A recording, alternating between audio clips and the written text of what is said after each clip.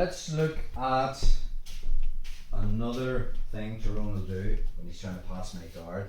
Let's just say he pummels with his hand, stuffs my leg and gets angle, and I've lost my centre line and I have two legs on the wrong side of his body. Let's look about how to get our guard back again. So let's just say I was playing laser guard, we were here. I've got my angle, I've just put past my centre line, we're in. So Tyrone pummels inside, pushes my foot down, stuffs it and passes to my right. And I actually end up in this position here, it's kind of no man's land. All I'm going to do is, my left leg that was originally on his hip is going to pendulum down, and I'm moving from a supine guard where my back was flat on the mat to the seated guard. But the detail is, I'm pulling Tyrone's right arm in front of him, as if I'm trying to make a block, a wedge with it. That's all I'm doing there.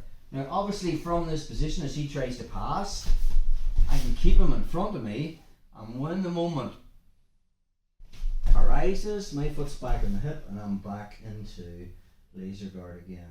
So again, he swims inside, stuffs that down. I'm in a position where I feel I've lost it. It's this arm, it's everything.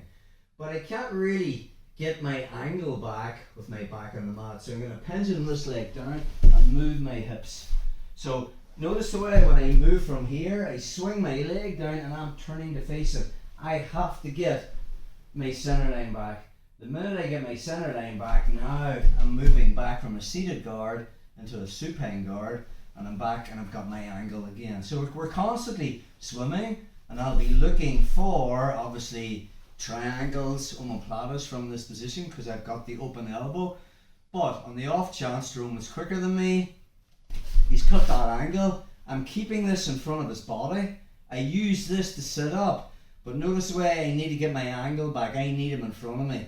So as I sit up, I pull that arm across and I keep him in front of me. Then I'm back into the hip, same again. So it's just that reaction of basically keeping him in front of me. And I can be pushing, if I feel he's too close, I can push, get him back in front of me, and then we're back to laser guard again. So just that I'm switching from a supine position to the seated guard, getting your centre line back, and then back to 2-on-1 guard, laser guard.